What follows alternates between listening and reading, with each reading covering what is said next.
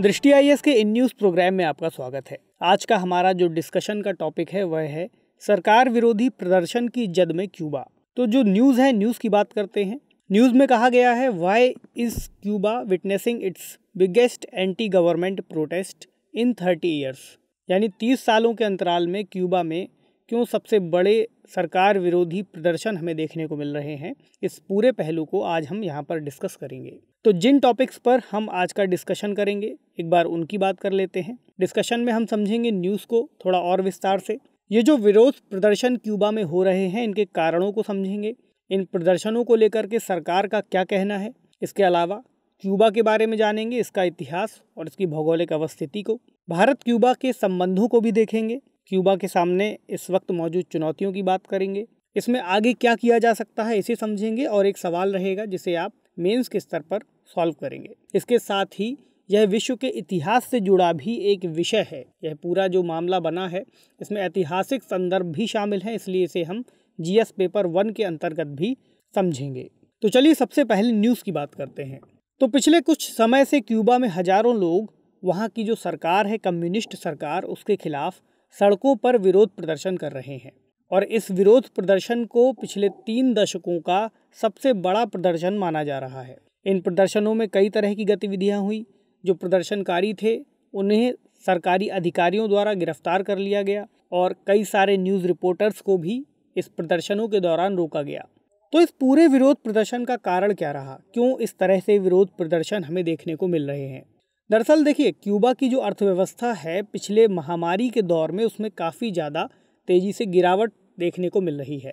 जो क्यूबा की अर्थव्यवस्था की एक बड़ी रीढ़ मानी जाती है वहाँ का पर्यटन क्षेत्र, तो वहाँ के पर्यटन क्षेत्र में भी गिरावट आना वहाँ के लोगों को रोजगार की कमी की ओर ढकेल रहा है। इसके अलावा जो अमेरिका की नीतियां हैं या फिर पूर्व अमेरिकी राष्ट्रपति डोनाल्ड ट्रंप के प्रशासन द्वारा लगाए गए आर्थिक प्रतिबंध रहे, उसकी वजह से भी क्यूबा की अर्थव्यवस्था को बहुत ज़्यादा नुकसान उठाना पड़ रहा है। इसके अलावा क्यूबा में अत्यधिक बिजली की कटौती देखने को मिल रही है। ब्लैकआउट्स इलेक्ट्रिसिटी का बना हुआ है। इसके अलावा इंटरनेट का भी ब्लैकआउट वहाँ पर देखने को मिल रहा है, ताकि इन प्रदर्शनों को और बढ़ावा ना मिले या फिर सोशल मीडिया प्लेटफॉर्म्स के जरिए ऐसे प्रदर्शन और तेज़ी से ना बढ़ें। ये सरकार का एक प्रयास है यहाँ पर इसे रोकने का। एक और कारण जो प्रदर्शनकारियों ने बताया है वह है कोविड-19 महामारी से निपटने में सरकार की विफलता, जिसे वे प्रमुख कारण मानते हैं। इसी तरह क्यूबा में भोजन और बुनियादी दवाओं की भी कमी महसूस की जा रही है। तो ये सभी कारण हैं जिसने मिल करके क्यूबा के जो लोग हैं, वहाँ के नागरिक हैं, उनको विरोध करने पर मजबूर कर दिया है। ऐसे में इस विरोध को लेकर के सरकार का क्या रुख है। तो दरअसल क्यूबा के राष्ट्रपति मिगुएल डियाज कैनेल ने इन सभी प्रदर्शनों के लिए अमेरिका को जिम्मेदार ठहराया है। उन्होंने कहा है कि ये जो प्रदर्शनकारी हैं, ये कोई हमारे सामान्य नागरिक नहीं हैं। इनमें कई सारे लोग भाड़े के सैनिक हैं जिसे यूएस द्वारा भेजा गया है और आर्थिक रूप से भी इन लोगों को यूएस ही सहयोग कर रहा है। इसके अलावा जो क्यूबा की अर्थव्यवस्था में गिरावट आ रही है, उसको लेकर के भी क्यूबा की सरकार ने अमेरिका को ही दोषी ठहराया है और उसके द्वारा जो भी प्रतिबंध लगाए गए हैं, उन्होंने एक कारक के रूप में उन्हें भी चिन्हित किया है। महामारी के दौर में जो क्यूबा की सरकार है, उन्होंने आर्थिक संकट को कम करने के लिए भी कुछ कदम उठाए हैं, जिन्हें हालांकि प्रदर्शनकारियों ने नाकाफ़ी बताया है। इन कदमों में सरकार ने निजी क्षेत्र को भी कई सारे जो उद्योग हैं उनमें काम करने की अनुमति दी है। इसके अलावा अभी भी कई सारे क्षेत्र ऐसे हैं जहां पर सरकार का प्रभुत्व बना हुआ है। कोविड-19 के लिए जो क्यूबा कार्य कर रहा है या फिर उन्होंने जो कदम उठाए हैं, और इस महामारी के दौर में उन्होंने इससे बचाव के लिए जो एक वैक्सीन का उपयोग किया है, वह क्यूबा में ही बनाई गई एक स्वदेशी वैक्सीन है जिसे सोबेराना कहते हैं। और इस सोबेराना को उन्होंने 91% तक प्रभावी बताया है। क्यूबा ने इस वक्त जो अन्य वैक्सीन अन्य देशों से आयात की जानी है, उस आयात को रोका हुआ है। एक रिपोर्ट बताती है वहाँ की कि लगभग 11.2 मिलियन निवासियों में से लगभग 1.5 मिलियन लोगों को क्यूबा में टीका लगाया जा चुका है। तो आइए बात करते हैं क्यूबा के बारे में। क्यूबा एक लैटिन अमेरिकी देश है।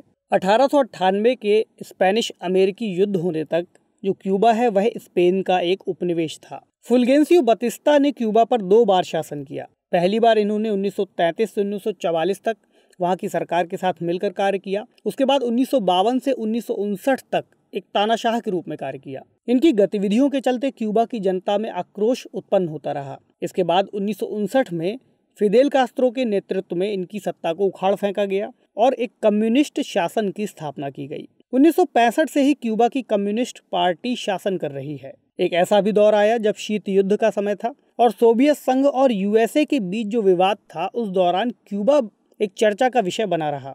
इसकी एक प्रमुख वजह थी 1962 का क्यूबा का मिसाइल संकट, जब सोवियत संघ ने क्यूबा में परमाणु मिसाइल तैनात कर दी थी। ऐसे में पूरे विश्व के बीच में अमेरिका और सोवियत संघ के बीच लगभग परमाणु युद्ध का जो खतरा है बहुत ज़्यादा बढ़ चुका था और लगभग संभावना भी बहुत ज़्यादा बढ़ चुकी थी।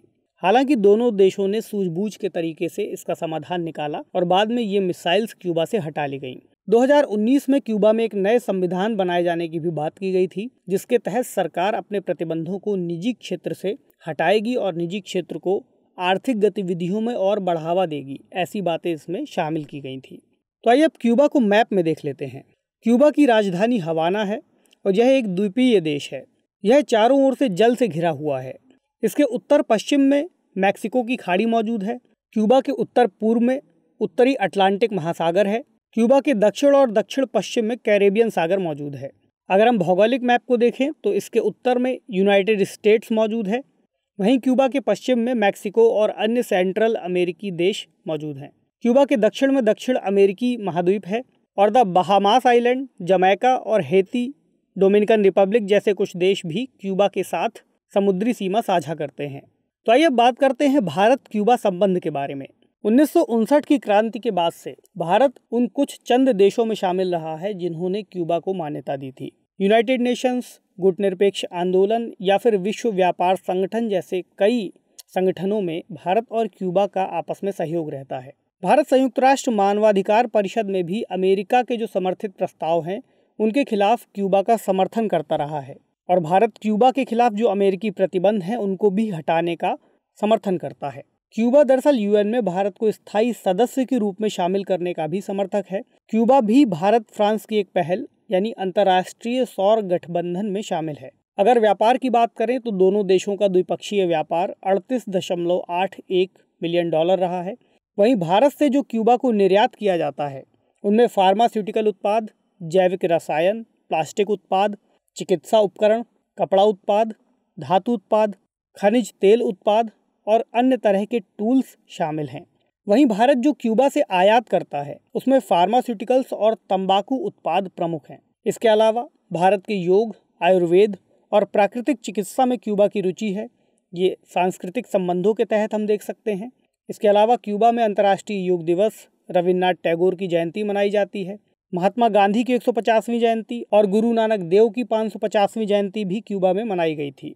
ऐसे में दोनों देशों के सांस्कृतिक संबंध भी मजबूत हैं।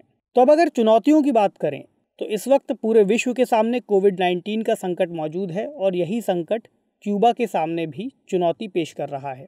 इसके अलावा क्यूबा की अर्थव्यवस्था में गिरावट आना वहाँ के लिए एक बहुत बड़ी समस्या बन चुकी है। वहाँ पर बढ़ती बेरोजगारी, सरकार द्वारा दमन किया जाना, ये कुछ बड़े मुद्दे बन करके उभर रहे हैं वहाँ की अर्थव्यवस्था और वहाँ की जनता के बीच में। इसके अलावा अमेरिकी प्रतिबंध भी क्यूबा के सामने आर्थिक गतिविधियों को बढ़ाने या फिर अपना आयात और निर्यात बढ़ाने में एक बड़ी बाधा बन रहा है। तो इसके लिए समाधान क्या हो सकता है, आगे की राह में बात करते हैं हम। इसके लिए क्यूबा को एक संयुक्त और समन्वित दृष्टिकोण अपनाए जाने की ज़रूरत है, जिसमें आर्थिक और व्यापारिक गतिविधियों को बढ़ावा देना और सरकार के नियंत्रण को कम करने जैसे कुछ उपायों को अपनाया जा सकता है। इसके अलावा संयुक्त राष्ट्र की भूमिका भी यहाँ पर अहम रोल अदा कर सकती है, खासकर अमेरिकी प्रतिबंधों को हटाए जाने में या फिर क्यूबा और अमेरिका के बीच किसी तरह के व्यापारिक समाधान को निकालने में संयुक्त राष्ट्र की भूमिका अहम हो सकती है। तो ये था आज का हमारा इस टॉपिक को लेकर के डिस्कशन। चलिए अब सवाल की बात करते हैं। प्रश्न है, भारत क्यूबा संबंधों पर चर्चा करते हुए वर्तमान क्यूबा आर्थिक संकट का विश्लेषण कीजिए। तो इस प्रश्न का आप उत्तर 250 शब्दों में दे सकते हैं। बहुत ही आसान सा सवाल है, इसका उत्तर लिखिए। आपसे मुलाकात होगी अब अगले सेशन में कुछ नए टॉपिक के साथ। तब तक पढ़ते रहिए, सेफ रहिए। शुक्रिया।